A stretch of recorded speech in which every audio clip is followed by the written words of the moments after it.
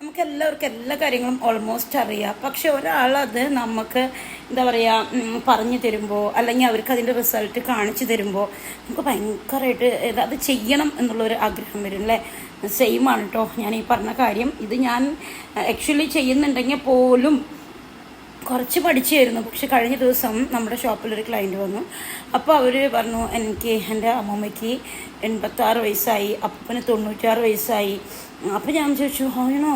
അവർ നന്നായിട്ടിരിക്കണോ, അവർക്ക് നല്ല സാലറി പെൻഷനും കാര്യങ്ങളൊക്കെ ഉണ്ട്, ഗവൺമെൻറ് എംപ്ലോയീസ് ആയിരുന്നു. പക്ഷേ അപ്പോൾ ഞാൻ ചോദിച്ചു അവരുടെ ഹെൽത്ത് ടിപ്സ് എന്താണെന്ന്. അപ്പോൾ അവർ പറഞ്ഞു, രാവിലെ അപ്പോൾ അമ്മൂമ്മ എണീറ്റ് രാവിലെ ചിലപ്പോൾ 2 മണിക്കൊക്കെ ആകുമ്പോൾ വെളുപ്പിന് അമ്മൂമ്മ എണീറ്റിട്ട് എല്ലാം റെഡിയാക്കി വെക്കും. പക്ഷെ രാവിലെ അപ്പൂപ്പനെ എണീക്കുമ്പോഴേക്കും കുരുമുളകും മഞ്ഞളും കൂടി ചേർത്തിട്ട് അപ്പൂപ്പന് പാല് കൊടുക്കും. അതുപോലെ അമ്മൂമ്മയും കുടിക്കും. ഈവനിങ്ങിലും അപ്പൂപ്പനും അമ്മൂമ്മയും അങ്ങനെ കഴിക്കുകയുള്ളൂ. അപ്പോൾ അതിൻ്റെ ഗുണം എന്താണെന്ന് ചോദിച്ചപ്പോൾ കൃത്യമായിട്ട് അവരെനിക്ക് പറഞ്ഞു തന്നെ.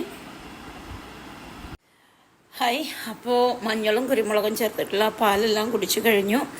ഇനി മെയിനായിട്ട് ഇത് രാത്രി സമയമായതുകൊണ്ട് നമ്മൾക്ക് വേറെ ഹെവി ആയിട്ടൊന്നും കഴിക്കുന്നില്ല. കാരണം നെഞ്ചൊക്കെ ഇങ്ങനെ ഒരുങ്ങും. കാരണം നമ്മളെപ്പോഴും ഈ സമയത്ത് പോലും പാല് കുടിക്കാൻ പാടില്ല എന്നുള്ളതാണ് സത്യം. പക്ഷേ ഞാൻ പറഞ്ഞല്ലോ കുറച്ച് ലേറ്റായിട്ടായിരുന്നു വന്നത്. പിന്നെ വീഡിയോസും കാര്യങ്ങളൊക്കെ എടുത്തു. പിന്നെ എനിക്ക് നിങ്ങൾക്കൊരു ഇതുപോലൊരു വീഡിയോ ചെയ്യണമെന്നും കൂടിയുള്ള ആഗ്രഹമുള്ളത് കൊണ്ടാണ് ഞാൻ കുറച്ച് ലേറ്റായി പോയത്. അല്ലെങ്കിൽ ഫസ്റ്റ് വന്ന വഴിക്ക് തന്നെ ഞാൻ എന്തെങ്കിലും കഴിക്കും. എന്നിട്ട് പെട്ടെന്ന് തന്നെ ഈ പാല് കുടിക്കാറാണ് പതിവ്.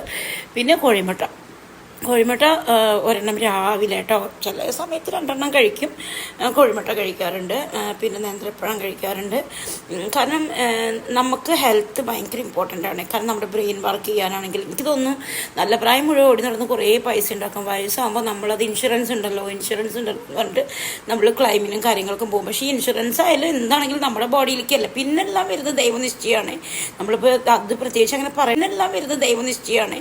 നമ്മളിപ്പോൾ അത് പ്രത്യേകിച്ച് അങ്ങനെ പറയണതൊന്നുമല്ല.